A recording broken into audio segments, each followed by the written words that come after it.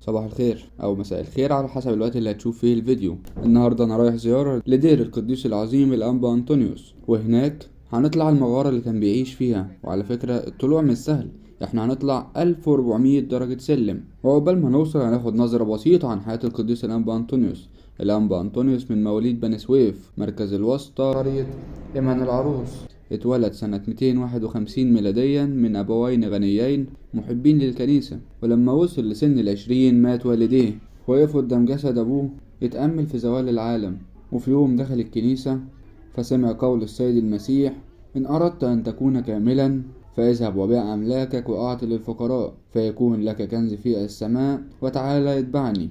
وفعلا عمل كده بالظبط. وكان ليه أخت وحيدة طلبت منه ما يسيبهاش غير لما يوديها بيت للعذارى عشان تتعبد هي كمان لرب المجد. وبعد كده جه وسكن بالقرب من شاطئ نهر قرية الميمون. وفي يوم من الأيام جت امرأة لتستحم، فقال لها: ما ينفعش اللي بتعمليه ده هنا وأنا راهب. فردت عليه وقالت له: لو أنت راهب فما ينفعش تعيش هنا، روح ادخل للبرية الداخلية. وأول ما سمع كده قال لنفسه: ده أكيد صوت ملاك الرب بيوبخني. وفعلا قام وراح مشي للبرية الداخلية، وده كان حوالي سنة 285 ميلاديا. وقضى باقي حياته هناك في مغارة على جبل القلزم شمال غربي البحر الأحمر، يمارس حياة الوحدة والتقشف والنسك والتعبد لله. وكان بيجي عليه وقت الشياطين كانت بتحاربه، مرة على شكل نساء ومرة على شكل وحوش مرعبة. وكان من الاتضاع كان بيرد على الشياطين ويقول لهم: ده أنا أضعف من أصغر شيطان فيكم. وللحال كانوا بيتبخروا مثل الدخان.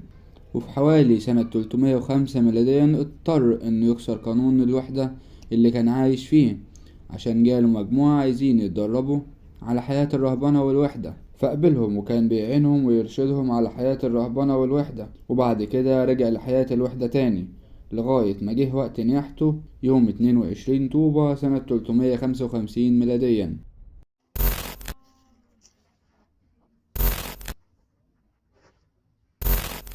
ودلوقتي هنبدأ في طلوع المغارة وهنطلع 1420 سلم.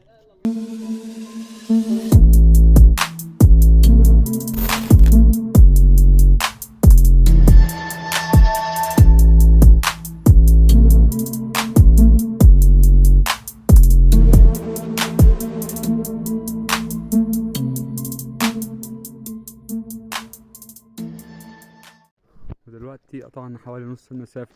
بص المشهد من عامل ازاي، ولسه فاضل كمان نص المسافة. بصوا لسه فاضل حوالي نص المسافة تانيين، حوالي 500 سلمة برضو تانيين. تخيلوا بقى ان الانبا انطونيوس كان قاعد في المكان ده، لسه برضو فاضل شوية سلالم تانيين.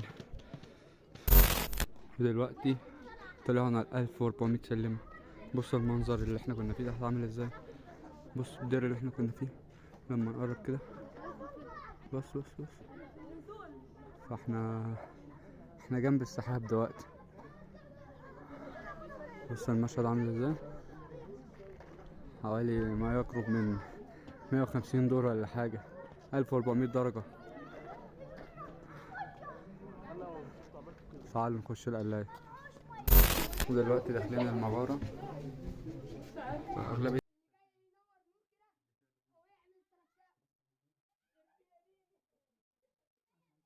جنبه يلا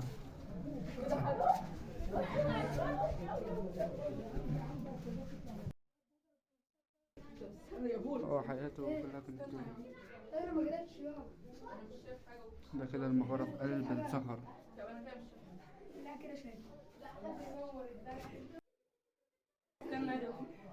ضبطت المسروق العتا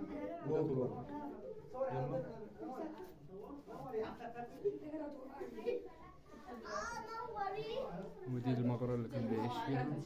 شايفين الطوبة اللي كان بينام عليها. يلا يلا جدعان الولع صاروخ نزول. يلا يلا.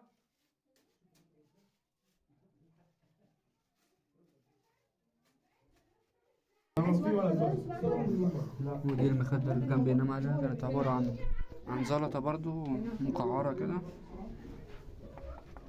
بس حتة كده. أنا طالع.